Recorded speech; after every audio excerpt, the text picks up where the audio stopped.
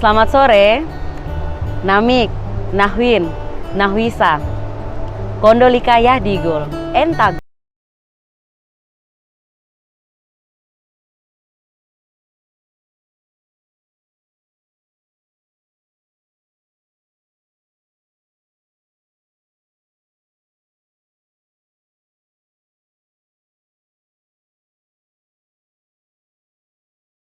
Lagi bersama saya Elsie Titi Halawa pada acara podcast Papua Selatan, dan di sore yang berbahagia ini kita sudah bersama-sama dengan salah satu aktivis perempuan yang merupakan anggota ataupun pengurus dari PBHMI dan juga merupakan salah satu founder 0 km Indonesia. Ya, ini dia ada Kakak Novi. Selamat sore, Kak. Halo, selamat sore. Apa kabar? Alhamdulillah sehat. Luar biasa, Kak ya. Sehat? Ya, sehat juga, Kakak. Sangat berbahagia kita ya, Kakak ya, sore hari ini di hari yang berbahagia dan juga dalam momen Hari Raya Idul Fitri kali ini kedatangan Kak Novi di Merauke tentunya menjadi sesuatu yang kita tunggu-tunggu juga, karena ini merupakan satu kesempatan Elsie juga bisa berbincang-bincang bersama Kak Novi sore hari ini. Ya teman-teman, sore ini kita akan berdiskusi berkaitan dengan peran perempuan dan politik, dan tentunya kita punya pembicara di hari ini tidak perlu kita ragukan lagi, apalagi kita sudah mengikuti sepak terjangnya Kak Novi juga yang merupakan aktivis dan memang sudah bekerja nyata di lapangan juga ya. Untuk itu tanpa membuang waktu lagi kita akan mendengarkan dulu perkenalan singkat dari Kak Novi, dan karena ini memang teman-teman yang menyaksikan juga tentunya penasaran Kak Novi ini siapa, lahir di mana, dan juga umurnya berapa, seperti itu Kak. Baik, terima kasih untuk kesempatan yang sudah diberikan kepada saya. Suatu kehormatan ya bisa duduk di sini bersama moderator yang sangat luar biasa, perempuan inspiratif ya dari timur Indonesia, dari 0 km Indonesia. Sangat membanggakan bisa duduk bersama dengan Elsie. Jadi perkenalkan teman-teman, saya Risma. Saya sekarang pengurus besar Himpunan Mahasiswa Islam dan juga saya sebagai founder dari 0 km. Saya lahirnya saya di Lampung, tapi dari umur 11 bulan itu saya sudah ikut orang tua saya transmigran di sini. Jadi saya besar tumbuh di Merauke yang sangat indah-indah gitu. Labepa kayak lahir besar di Papua. Lahirnya di Lombok tapi memang sudah dari 11 bulan di Lampung, tapi sudah dari 11 bulan sudah ada di Merauke. Dan ini juga kebanggaan buat kita perempuan-perempuan Merauke, karena dari sekian banyak perempuan yang ada di Indonesia, Kakak Risma sudah mewakili kita perempuan Merauke, perempuan 0 km yang ada di ujung timur Indonesia, bisa ada menjadi pengurus besar PBHM. Ini kebanggaan sekali nih Kak. Iya Kakak, kita langsung saja Kak. Tadi kita kan Elsie sudah menyampaikan di awal bahwa memang kita akan berdiskusi tentang peran perempuan dan politik. Nah, apa sih pandangan Kakak Novi sendiri, Kak Risma ya? Elsie sebenarnya lebih nyamannya panggil Kak Novi nih Kak, nggak apa-apa ya, bebas. Pandangan Kakak terkait dengan perempuan secara umum.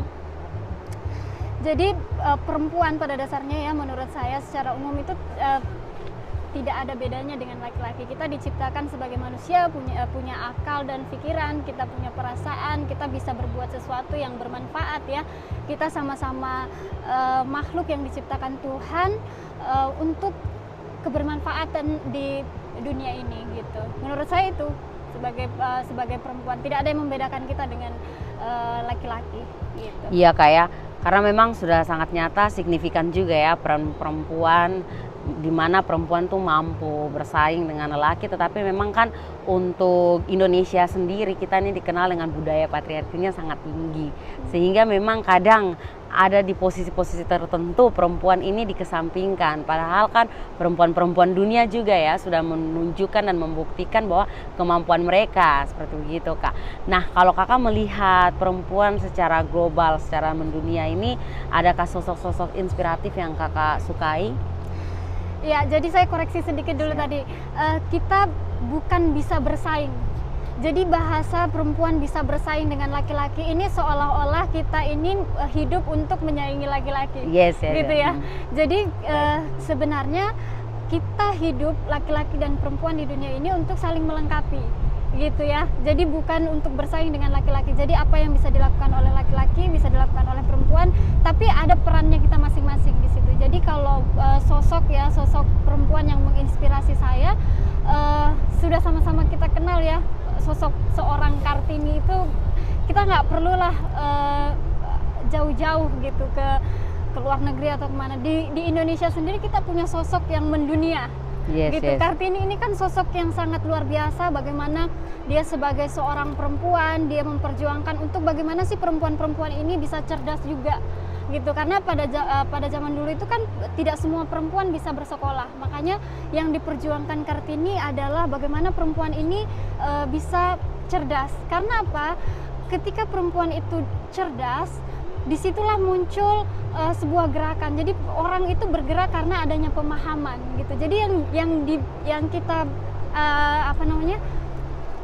harus bangun duluan itu bagaimana perempuan itu bisa cerdas dulu gitu. Jadi sosok inspirasi buat saya itu Kartini menjadi salah satu tokoh yang inspiratif. Dia nasional tapi yang mendunia. Yang mendunia, luar biasa ya, nasional tapi mendunia nih.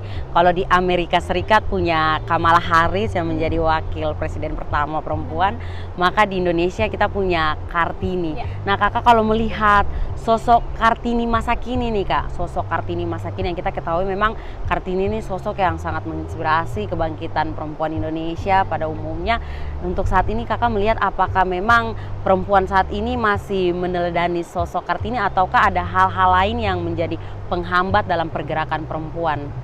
Jadi saya melihat situasi perempuan masa kini ya, Kartini masa kini ini cara berpikirnya sudah jauh lebih modern, jauh lebih terbuka menurut saya, dalam pandangan saya itu karena kita sudah bisa melihat kok di kabinet misalkan di pemerintahan kita bisa melihat Sri Mulyani, banyak tokoh-tokoh politik perempuan ya yang sudah mulai muncul kayak Susi Pujastuti gitu ya. Ini tokoh-tokoh perempuan ya, maksudnya yang ada di pemerintahan dan mewakili menjadi representasi perempuan di Indonesia begitu. Jadi ini menurut saya ada kemajuan gitu dari zaman Kartini. Namun juga itu tidak menutup kemungkinan pasti tetap masih ada hambatan. Kita bisa melihat bahwa persentase partisipasi politik perempuan ya di Indonesia itu ditargetkan itu berdasarkan Undang-Undang Nomor 10 Tahun 2008 itu ditargetkan harus mencapai 30%. Tapi kenyataannya sampai sekarang data di 2020 itu menunjukkan bahwa keterlibatan perempuan dalam partai politik sampai saat ini itu masih di angka 20,8% secara nasional. Untuk laki-laki sendiri itu 78%. Ini kan kita bisa lihat sendiri ketimpangannya. Terlebih lagi kalau di Kabupaten Merauke kita lihat itu hanya sekitar 6,6%, lebih miris lagi di daerah kan. Ini menjadi tantangan tersendiri gitu buat kita, bagaimana perempuan itu meskipun tadi kita sudah lihat bahwa sudah ada yang memulai, sudah ada sosok-sosok inspirasi, tapi kita tetap harus berjuang lagi untuk bagaimana banyak perempuan yang lebih sadar lagi untuk bagaimana kita berperan juga berkontribusi untuk membangun negara ini gitu. Iya kak, seperti yang tadi kakak sampaikan bahwa memang sudah ada undang-undangnya yang menyatakan bahwa memang perempuan itu harus 30% kayak 30%, tetapi memang di lapangan terlebih yang kakak sampaikan bahwa di Merauke sendiri itu tidak sampai 10%. Nah dari kacamata kakak, apa sih yang menjadi alasan teman-teman ataupun perempuan di luar sana tidak mengambil bagian? Apakah memang kesempatannya yang tidak diberikan atau ada hal-hal lain yang kakak amati? Banyak hal ya sebenarnya yang menjadi latar belakang kenapa kemudian perempuan memilih untuk tidak terlibat di dalam partai politik atau berpolitik praktis begitu. Salah satunya adalah kita di Indonesia ini budaya patriarki masih sangat tinggi. Jadi politik itu dianggap sebagai tugas laki-laki. Perempuan itu tugasnya hanya di wilayah domestik gitu. Jadi kondisinya sebenarnya kurang lebih hampir sama dengan kondisi pada masa Kartini dulu, cuma kita ada sedikit peningkatan. Jadi salah satunya itu mindset, bahkan dari perempuan sendiri itu kadang tidak menyadari potensi dirinya sendiri gitu kan, dari perempuannya itu tidak menyadari bahwa dia tuh sebenarnya bisa gitu. Jadi masalahnya adalah di kesadaran perempuan itu sendiri, karena adanya bentukan budaya sosial patriarki yang berkembang di masyarakat. Menurut saya seperti itu. Itu yang menjadi alasan yang kakak amati, memang seperti itu ya. Tetapi itu tidak menutup kemungkinan juga sudah dimulai juga dari Kartini-Kartini masa kini, seperti kakak Risma sendiri dan teman-teman aktivis perempuan lainnya yang sudah memang mengambil bagian ini kak.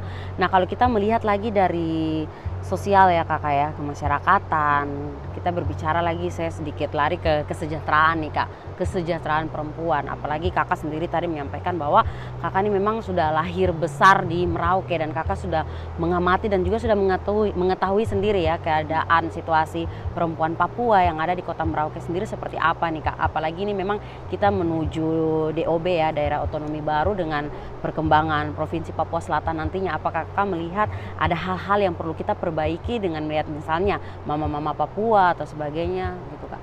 Iya, jadi fondasi kuatnya sebuah negara ya, atau suatu daerah itu salah satunya adalah perekonomiannya. Ketika perekonomian itu berarti kita berbicara kesejahteraan ya. Kesejahteraan ini kita mulai dulu dari kesejahteraan di dalam keluarga. Kita masih melihat misalkan banyak sekali mama-mama Papua yang seperti tadi Elsha bilang itu, cara mereka ya misalkan di dalam berjualan itu kan kita masih lihat ya, ini masih membutuhkan perhatian dan pelatihan ya. Kita butuh untuk supaya mampu bersaing gitu, supaya mampu bersaing, punya kapasitas, punya pengetahuan yang sama, sehingga tidak kalah gitu dengan daerah-daerah lain yang ada di wilayah barat ya kakak ya.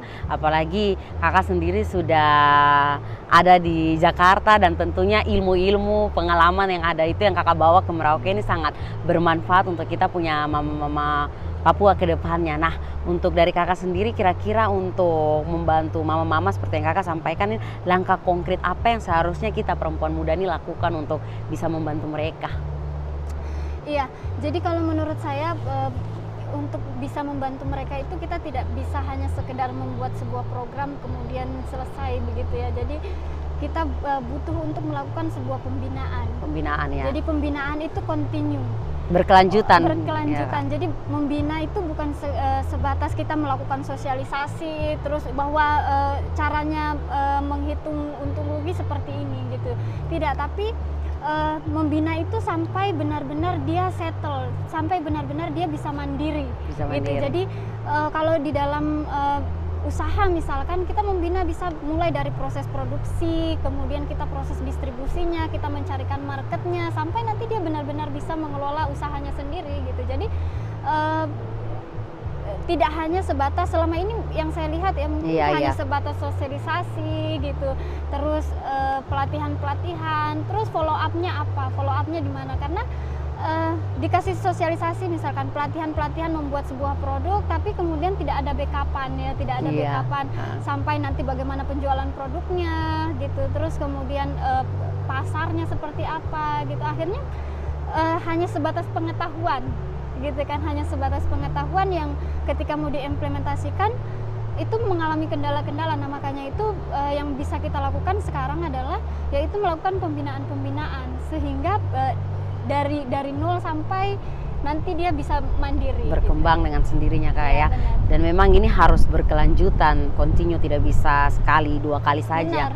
Iya kak, apalagi tadi peran perempuan dalam hal politik juga sangat membantu untuk mengapresiasi nih kak ya.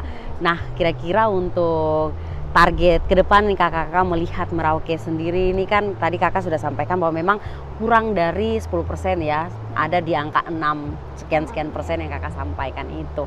Nah Elsha masih sedikit ini kak, yang kakak pengalamannya kakak sendiri nih waktu kakak berada di wilayah barat di Jakarta, yang kita ketahui memang di sana perempuan-perempuannya sudah lebih maju dibandingkan kita di wilayah timur. Bukan dalam hal ini kita tidak menyudutkan teman-teman di wilayah timur ya, tetapi memang ini yang harus kita lihat untuk membantu kita juga dalam hal berkembang.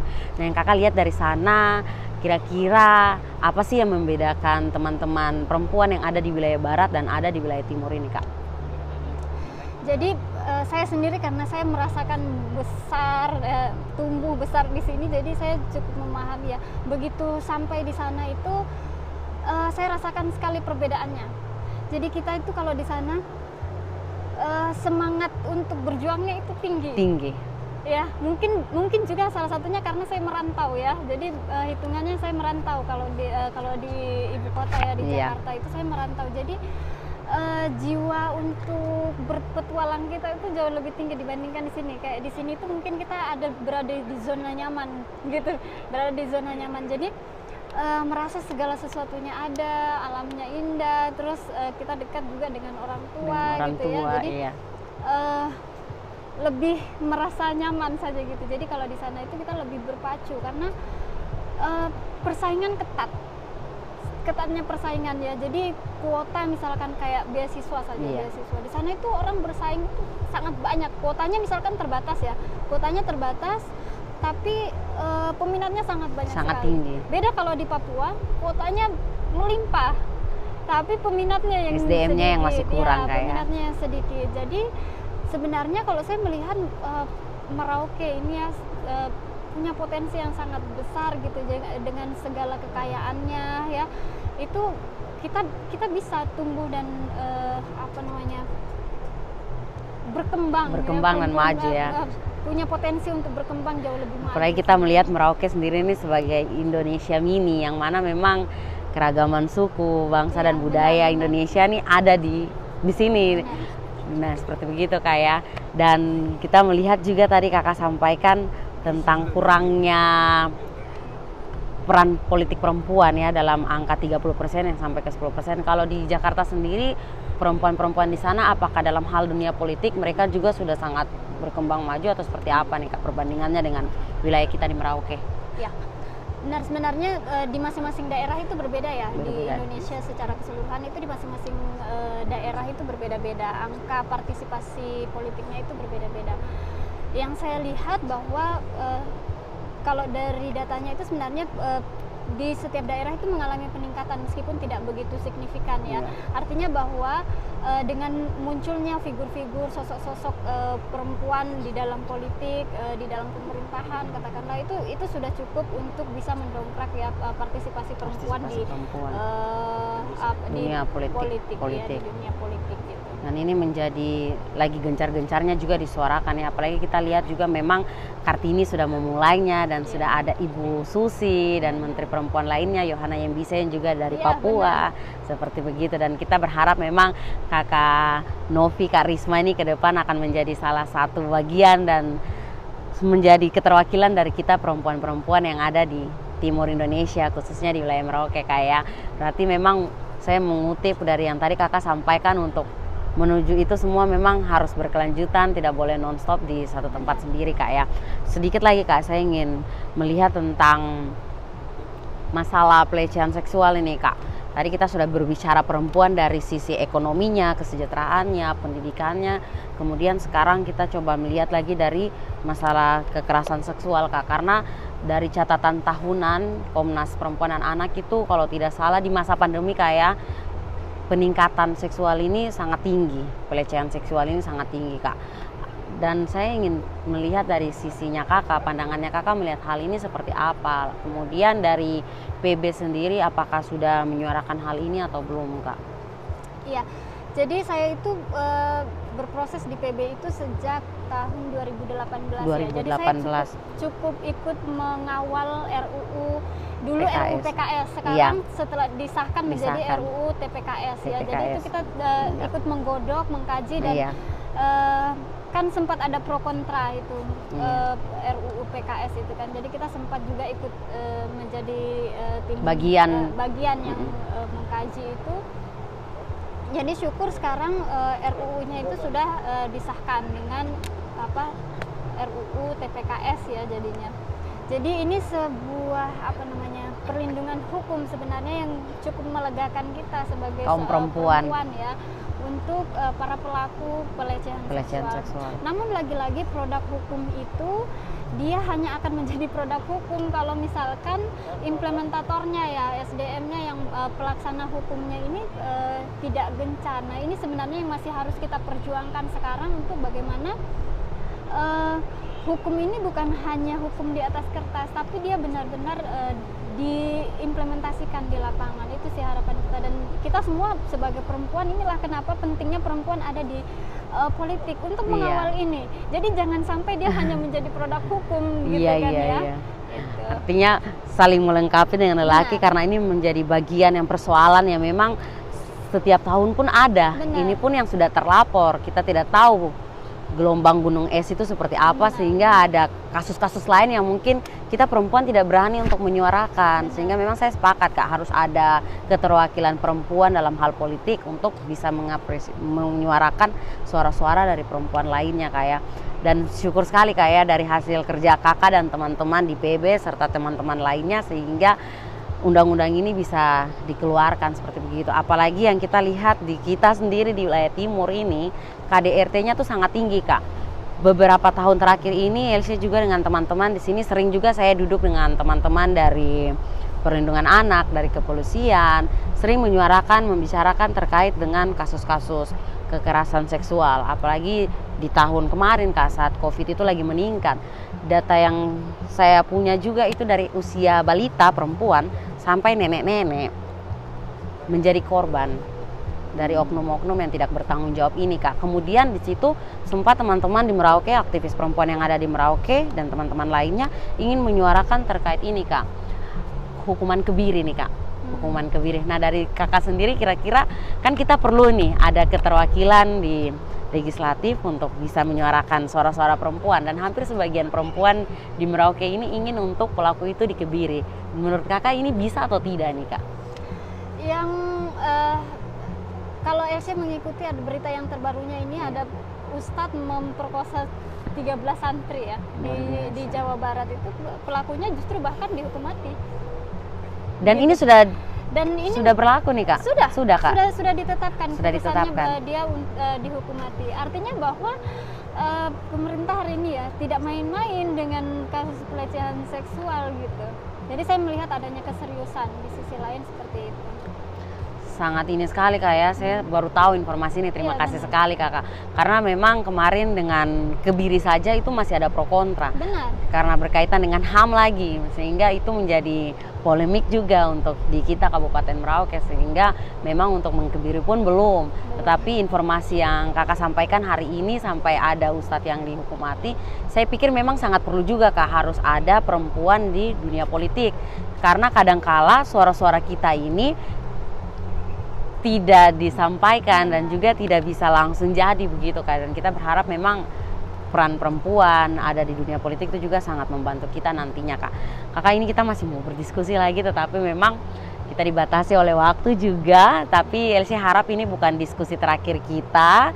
Ke depan lagi kita sangat berharap Karisma masih mau hadir di podcast Papua Selatan dengan berbagi cerita-cerita menarik lainnya, dan juga mungkin ke depan kalau Kakak kembali lagi dengan program-program Kakak ke masyarakat, kita siap untuk bekerja sama dengan Kakak. Tapi sebelum kita menutup podcast kita ingin mendengarkan statement terakhir dari Karisma. Baik, menarik sekali ya diskusi kita pada sore hari ini di Pantai Buti. Pantai Buti. Ya. Tadi sembari menikmati sunset. Jadi sunset di sini memang bagus sekali. Jadi closing statement dari saya, perempuan ya, kita sebagai perempuan jangan takut gitu, jangan merasa bahwa kita tidak mampu. Kita punya kemampuan, kita diciptakan dengan segala kesempurnaan. Jadi kesempurnaan itu kita syukuri. Cara mensyukurinya dengan bagaimana? Dengan memanfaatkan semua yang potensi yang ada dalam diri kita. Jangan membatasi diri. Sebagai seorang perempuan kita jangan membatasi diri. Terima kasih luar biasa Kak.